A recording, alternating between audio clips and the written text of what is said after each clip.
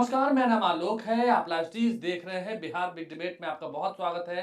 हमारे साथ दो मेहमान जुड़े हुए हैं। बात हम करेंगे पूर्व सांसद आनंद मोहन की, चेतन आनंद की जो कि विधायक हैं, उनकी मां लवली आनंद जो कि सांसद हैं, उनको लेकर अब जो विवाद हो रहा है। आनंद मोहन ने जो कहा, उसके बाद चिराग पासवान ने जो कहा, और फिर चेतन आनंद ने जो कहा, ये बातें अब बिगड़ती जा रही हैं। क्या सच में एनडीए में खटपट हो चुकी है? देखिए, डिबेट तो ऐसे हमेशा हम कराते हैं, एक विपक्ष के लोग होते हैं, सत्ता पक्ष के लोग होते हैं, लेकिन आज दोनों ही सत्ता पक्ष के लोग हैं। हमारे साथ राजेश तिवारी जी हैं, बहुत स्वागत है। जेडीयू के नेता हैं, प्रदेश महासचिव भी हैं।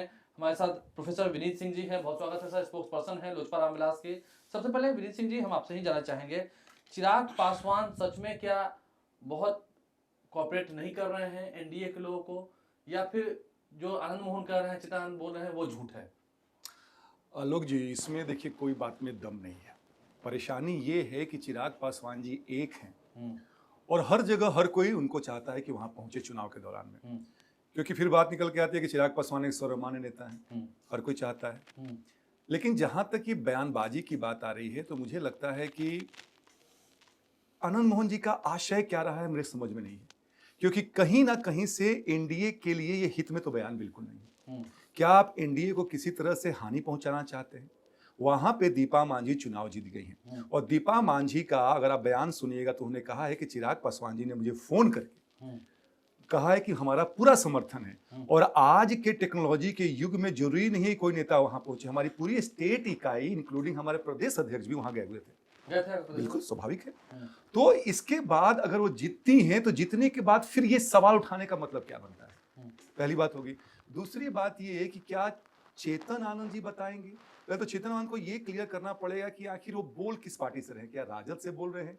क्योंकि वहां जो स्थिति जो समझ में आ रही है कि राजद ने उनको निकालने की बात कही है, अनुशंसा की है, क्या अब तक जो रिजल्ट नहीं आया है। लेकिन वो तो विधायक है, तो एनडीए के खेमे की, आप ही खेमे की। नहीं, अब तक जो है अगर आप चेक कीजिएगा तो चेतन आनंद की जो पार्टी अभी जो दिखती है वो राजद ही दिखती है। अब तक उन पे कार्रवाई नहीं हुई है। तो ये सवाल पूछना कि चिराग पासवान क्या एनडीए में है या नहीं है, कहाँ सवाल उठता है? नहीं, तो आप चेतन आनंद पर कार्रवाई की मांग कर रहे हैं? नहीं, ये कार्रवाई की मांग जो विधानसभा के स्पीकर होंगे, अध्यक्ष होंगे, वो करेंगे। वो हमारे अधिकार क्षेत्र में नहीं आता है। लेकिन हम ये पूछना चाहते हैं कि आखिर किस कैपेसिटी में उन्होंने ये बात कही? नहीं, वो तो कह रहे हैं कि मर्दों की तरह चिराग पासवान सामने आकर बात करें, इधर भक्ति सुन के हम डरने वाले नहीं हैं। तो सामने आके तो हम तो आए तो हैं, हम उनके अधिकृत प्रवक्ता हैं, हम उनको बता रहे हैं कि चिराग पासवान जी ने कल क्या कहा कि भैया आनंद मोहन जी तो किसी सक्रिय पार्टी में राजनीति में तो है नहीं अभी, तो उनके बयान पर हम प्रतिक्रिया देना नहीं चाहेंगे।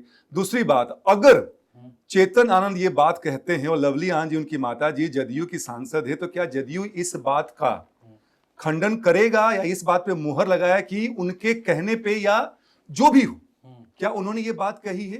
क्योंकि ऐसे तो एनडीए कमजोर होगा, एनडीए कमजोर होगा, स्वाभाविक है। अगर आप ध्यान से पूरी बात सुनिए, अगर आप ऐसे अनाप शनाप बयान देंगे जिसके पीछे कोई औचित्य नहीं है, तो ये या तो आप महागठबंधन का, भले आप इधर आ गए हैं लेकिन महागठबंधन का प्लान जो है प्रोपेगेंडा लेके चल रहे हैं। तो फिर मैं चेतन आनंद की बात कर रहा हूँ, क्योंकि आनंद मोहन की बात मैं इसलिए नहीं करूंगा क्योंकि वो किसी राजनीतिक पार्टी में नहीं है अभी। आप मानते हैं कि आनंद मोहन एक नेता है, बड़े नेता है?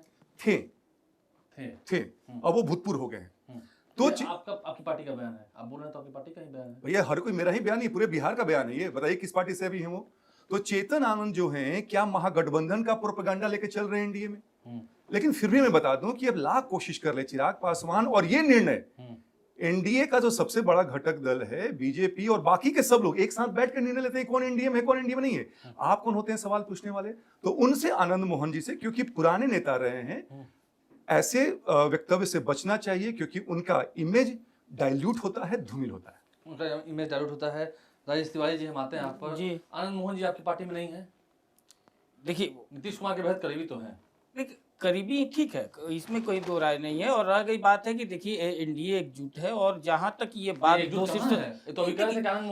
ये मनभेद है, मतभेद नहीं है, और ये आपस में मिलजुल के जो शीर्ष नेता है वो बैठ करके दूर कर लेंगे, ठीक है ना। इसको कोई ऐसा नहीं है कि इसको बहुत ज्यादा तूल देने की बात है। कुछ समय के इससे आरजेडी को बल मिलेगा, आप मान रहे हैं? कांग्रेस को बल मिलेगा? नहीं, कोई देखिए वो तो अपने भीतर घात से है। आज देखिए उनके राजद के जो शीर्ष नेता है आजाद गांधी जी, वो बोले हैं कि राजद के जो प्रदेश अध्यक्ष हैं जगदानंद बाबू को जो नैतिकता के आधार पर इस्तीफा दे देना चाहिए। कांग्रेस अपने नाराज है। आप देखिए जो लालू यादव अपना कैंडिडेट के प्रचार करने जाते हैं, लेकिन वही जो उनके गठबंधन का है एटी कम्युनिस्ट के माले का जो उम्मीदवार थे तरारी से, वहां प्रचार करने नहीं जाते हैं। अपने प्रदेश अध्यक्ष का लड़के लड़ रहे हैं, उसको प्रचार करने जाते हैं। प्रदेश अध्यक्ष दूसरे कैंडिडेट का वो प्रचार करने नहीं जाते हैं। तो वहां भीतरघात तो अपने हैं, तो इसलिए वो उनकी स्थिति एक अलग है। हमारा एनडीए एकजुट है। थोड़ा सा कुछ अपना आपस में इस टाइप से मिसअंडरस्टैंडिंग हो रहा है। शीर्षस्थ नेता चिराग पासवान जी अब हैं, उपेंद्र कुशवाहा जी हैं, और सब कोई मिल करके माननीय नीतीश कुमार जी के नेतृत्व में मान लेगा। चेतन आनंद ने तो कहा ना कि एनडीए को कमजोर कर रहे हैं चिराग पासवान। चेतन आनंद तो आपकी तरफ है, क्योंकि वो विधायक तब टूट गए थे जब आपकी पार्टी को समर्थन चाहिए था विश्वास मत के दौरान। चेतन आनंद जी के विश्वास मत के बाद क्या हुआ ये सब कोई जानता है। जहां तक ये बात है तो चेतन आनंद जी आपकी तरफ है, जेडीयू की तरफ है? हाँ, अगर एनडीए की तरफ ही है, ठीक है। चेतन आनंद जी एनडीए की तरफ है। उनकी मां की पार्टी उस समय आप विधानसभा में उनकी मां की पार्टी के सांसद हैं? ठीक, एकदम है, इसमें कहां से दो राय है। तो फिर वो उनकी माँ कुछ नहीं बोली हुई है, उनकी माँ वो नहीं बोली हुई है कुछ भी। और जो बोल रहे हैं लोग दोनों ओर से जो भी बोल रहे हैं, ये गठबंधन का है। और हमारा देखिए एनडीए लोकतांत्रिक गठबंधन है, जिसमें हर किसी को अपना बात रखने का अधिकार है। अपना बात रख रहे हो, और जहाँ उचित प्लेटफॉर्म है वहाँ उचित प्लेटफॉर्म पर बैठ के गठबंधन के सब लेकिन नीचे में तो सब ठीक नहीं है ना, ऑल इज वेल कहाँ दिख रहा है? एकदम ऑल इज वेल। क्या इसमें क्या दिक्कत है? अपना आनंद मोहन जी अपना विचार प्रकट किए हैं और ये कर रहे हैं। दोनों मिलकर के फिर आगे दूर कर लेंगे। आनंद मोहन चिराग पासवान को आईना दिखा रहे हैं, चिराग पासवान को आईना दिखा रहे हैं। वो दूर कर लेंगे, ये कोई बड़ा बात नहीं ना। ऐसा नहीं ना कि ऐसा मामला नहीं सुलझ सकता है। चिराग पासवान ने ये भी कहा कि नीतीश कुमार की कृपा पर आए हैं, तो बात सही है। चिराग पासवान ने या तो सही बोला या गलत बोला?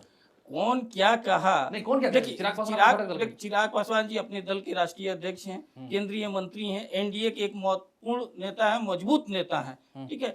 तो वो कह रहे हैं, इधर से आनंद मोहन जी कह रहे हैं, सब कोई कह रहा है, लेकिन ये मिल करके सब कोई एनडीए का पार्ट है। और मिल करके हम लोग जो भी एनडीए के शीर्ष नेता है माननीय मुख्यमंत्री जी, इसको मामला को सुलझा करके, ये कोई बड़ा तुल देने वाला मुद्दा नहीं है। मामला तुल कैसे देंगे? चिराग पासवान तो आप कह रहे थे कि वो कल हमने जो सुना, उनका बाइट सुना, उन्होंने कहा कि नीतीश कुमार की कृपा पर वो बाहर आए हैं। उतने बड़े तो वो नेता नहीं है कि उनको मैं नोटिस सुनूं। भैया इसमें दो मत कहाँ है? क्या कृपा पर बाहर? अरे बिल्कुल है।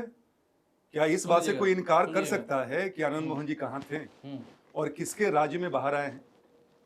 तो अगर आप ऐसी स्थिति में आप वहां पे थे, और हमें ये भी मालूम है किस गुनाह में वो थे, और खास करके एक विशेष वर्ग का, पासवान समाज का या दलित समाज का नाम लेके अगर आनंद मोहन जी ये बात बोलते हैं कि चिराग पासवान के नेता नहीं तो कैसे आप बोलेगा ना?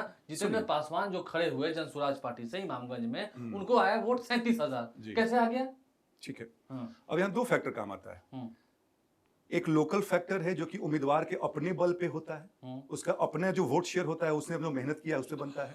लेकिन आप ये नहीं देख रहे हैं आलोक बाबू कि जो बॉटम लाइन है कि वहां पे दीपा मांझी जीत के आई है। हो सकता है कि चिराग पासवान एक बार नहीं कई बार, आपने कुर्नी का चुनाव देख लिया, गोपालगंज में देख लिया, यहाँ तक कि मोकामा की बात मैं करूंगा, जो चिराग पासवान का जो हार और जीत में जो डिफरेंशिएटिंग फैक्टर होता है ना, वो चिराग पासवान होते हैं। मोकामा में मात्र 18,000 का डिफरेंस हो गया था केवल चिराग पासवान के कारण। तो ये चाहते हैं, लेकिन हमको अब तक उनका मंतव्य समझ में नहीं आ रहा है कि आखिर ये बात कहने का मतलब क्या है। क्या आप किस हिसाब से एनडीए को कमजोर करना चाहते हैं? एनडीए के अंदर में ऐसा कुछ मनमुटाव पैदा करना चाहते हैं आनंद मोहन? और अगर ये करना चाहते हैं तो मुझे लगता है कि जदयू को इस बात का संज्ञान लेना चाहिए, विशेष करके चेतन आनंद पे, कि भैया अगर चिराग पासवान जो कि एनडीए के सबसे मजबूत दलों में से एक है, नेताओं में से एक है, हर जगह वो पहुंचने की कोशिश करते हैं, लेकिन आप लोग जब ये मत भूलिए को केंद्रीय मंत्री भी हैं, वहां पे भी उनकी जिम्मेदारियां हैं, कामकाज है। ये मोदी जी की सरकार है, वहां पे आपका केआरएस डिफाइन होता है, की रिस्पॉन्सिबिलिटी एरियाज, और चिराग पासवान उस मामले में बहुत सीरियस है। ये बात भी आप बताइए ना भाई, चिराग पासवान ठीक है, जब 4 सीटों पर चुनाव हुए, मैं राजा जी पे आऊंगा जी, 4 सीटों पर चुनाव हुए, उपचुनाव 3 पर वो गए, 1 पर क्यों नहीं गए? क्या हो गया था बात? इसके पीछे क्या वजह बताएंगे ना आप? वजह बताएंगे? देखिए, मैं फिर से अपनी बात को दोहराऊंगा। शुरुआती उद्बोधन में मैंने कहा कि आप दीपा मांझी के बयान को सुनिए। उन्होंने कहा कि हम क्या बोले आलोक? अरे केंद्रीय मंत्री है भाई, उनकी वो जिम्मेदारी है या नहीं है?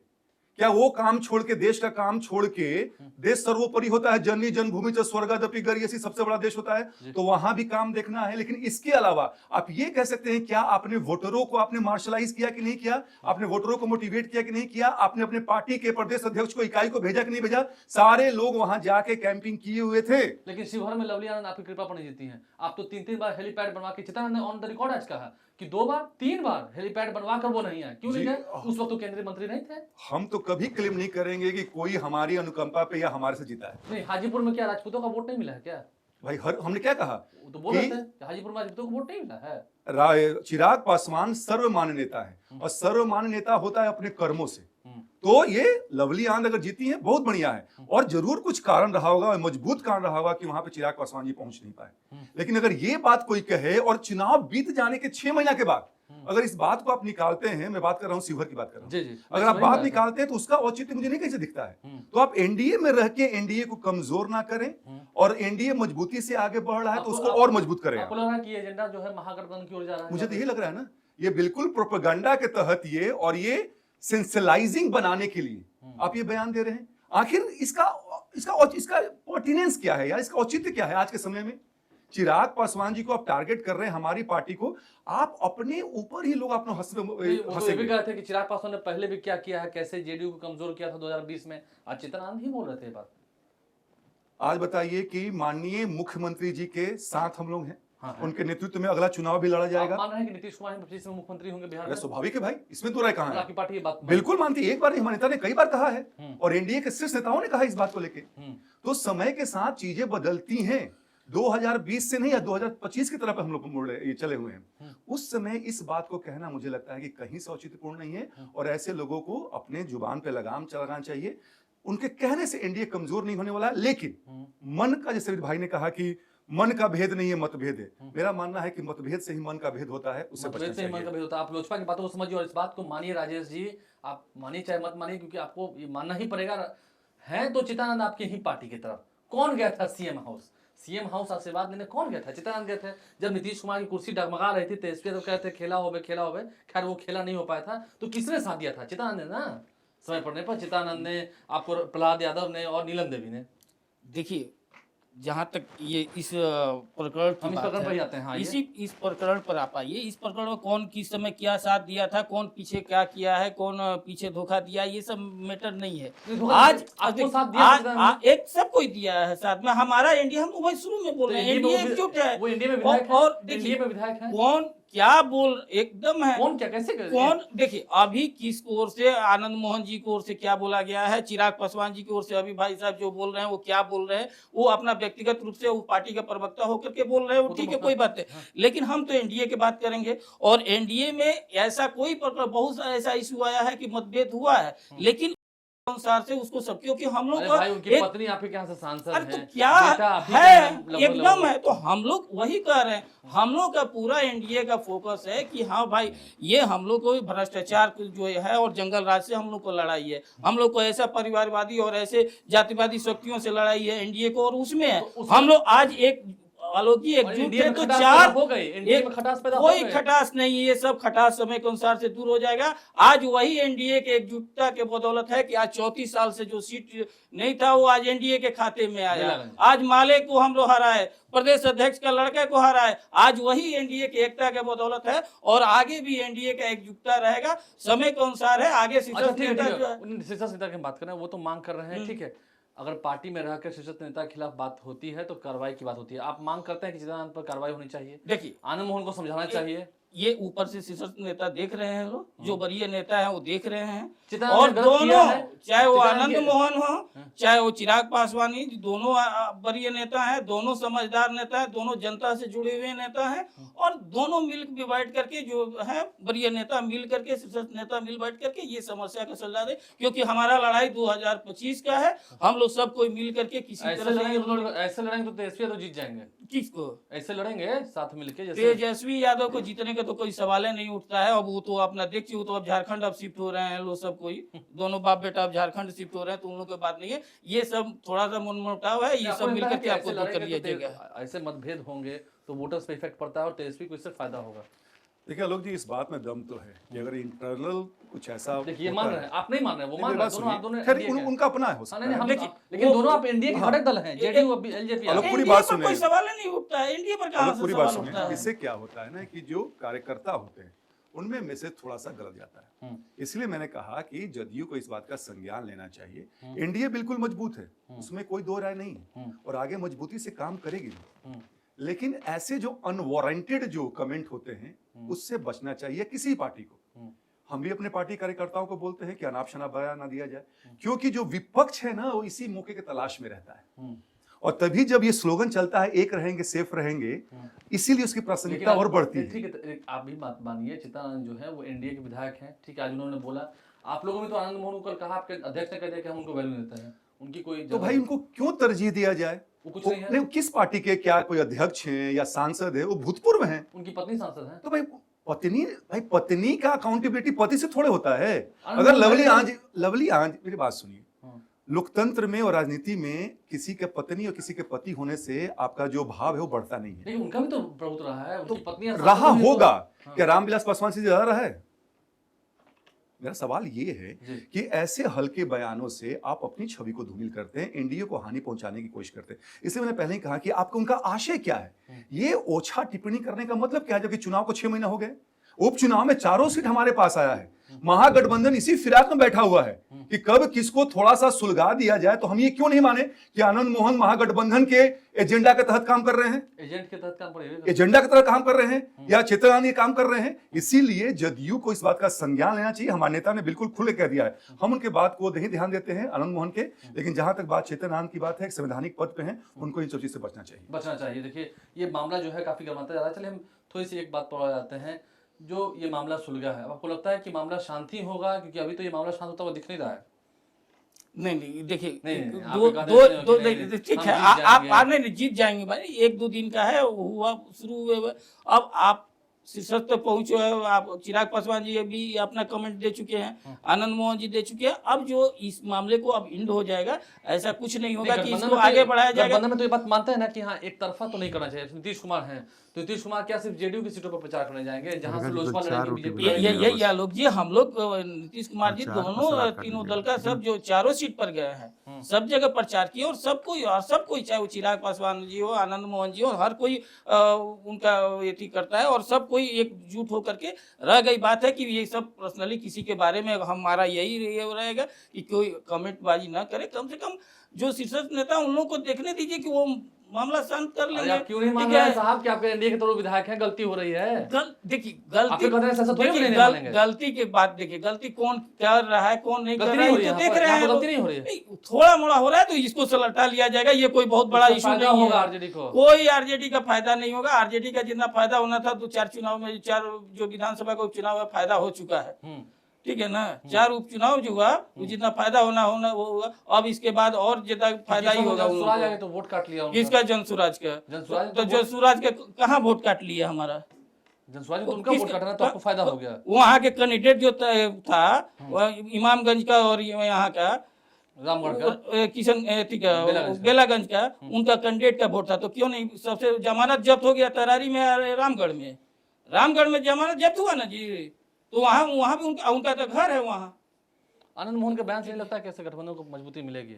बचना चाहिए, दोनों दल का बचना चाहिए, दोनों लोगों को बचना चाहिए। इस तरह का बयानबाजी से नहीं करना चाहिए, क्योंकि दोनों अगर इस तरह का अगर बयानबाजी हो रहा है तो उससे एनडीए का तो कुछ नहीं होगा, लेकिन एनडीए एकजुट होकर के कर लेगा। ठीक है, सुलहनामा तो हो जाना चाहिए, आप मानते हैं? देखिए आलोक जी, कुछ चीजें ऐसी होती हैं कि जिसपे हमें बयान देने में शर्म आती है, लेकिन जब बात हमारे नेता तक पहुंचती है तो हमें बोलना पड़ता है। न्यूटन का 3rd लॉ है, for every action there is equal and opposite reaction. ठीक है, एक्शन होगा तो रिएक्शन तो होगा। नहीं, जनरली हम अवॉइड करते हैं क्योंकि हम समझते हैं कि एनडीए का मजबूत होना सबसे बड़ा महत्वपूर्ण चीज है। लेकिन ऐसे बयान, जैसे मैंने पहले ही कहा कि ऐसे बयान से जो शीर्ष के नेता हैं वो उस बात का संज्ञान लें, और ऐसे जो छुटभैया नेता है उनको बयान देने से बचना चाहिए। देखिए छुटभैया नेताओं को क्या बयान देने से बचना चाहिए। हमारे साथ तो 2 प्रखर वक्ता थे, दोनों का ही बहुत शुक्रिया। देखना ये होगा कि आने वाले चुनाव से पहले, अब तो 4 सीटों पर उपचुनाव हुए हैं, 4 पर एनडीए की जीत हुई है। जो कार्यकर्ता हैं, नेता हैं, वो उत्साहित हैं, लबालब हैं, बढ़े हुए हैं। और कल तो आपकी पार्टी का स्थापना दिवस भी है, रामविलास पासवान, बिल्कुल को याद करेंगे सभी। अब तो आपको वो पार्टी कार्यालय भी मिल गया। अरे बिल्कुल मिला है। पारस जी एनडीए में ही हैं जी? मुझे नहीं लगता है कि हैं वो। नहीं है पारस जी एनडीए में हैं? एक सवाल पूछ सकते हैं रैपिड फायर, पारस जी एनडीए में हैं? अब एनडीए में है कि नहीं है, अब ऊपर मीटिंग में तो नहीं आए थे नीतीश कुमार, क्या मीटिंग में तो नहीं आए थे? क्या अब क्या कारण है ये तो हम नहीं मालूम है कि बड़ा बचा है, गठबंधन को बहुत बचा है, लेकिन इनके हिसाब से तो नहीं है। और जब वोट की बात आई थी, लोकप्रियता की बात आई थी, चिराग पासवान का सच में लोकप्रिय होना, ये बात किसी छुपी नहीं है। आनंद मोहन क्या सच में महागठबंधन को मदद कर रहे हैं? आनंद मोहन क्या सच में महागठबंधन के एजेंडा पर चल रहे हैं? क्या सच में आनंद मोहन और चित्तरानंद महागठबंधन के एजेंट हैं? हालांकि चित्तरानंद तो छोड़ कर आए थे उधर से इधर, लेकिन तैयारी जैसी है चुनाव से पहले अगर ये आग नहीं बुझी एनडीए के अंदर की, तो एनडीए में घमासान भी तय है। आप लाइव से बने रहें, हमारे चैनल को सब्सक्राइब कर लें, साथ साथ फेसबुक पेज भी लाइक करें। बहुत धन्यवाद।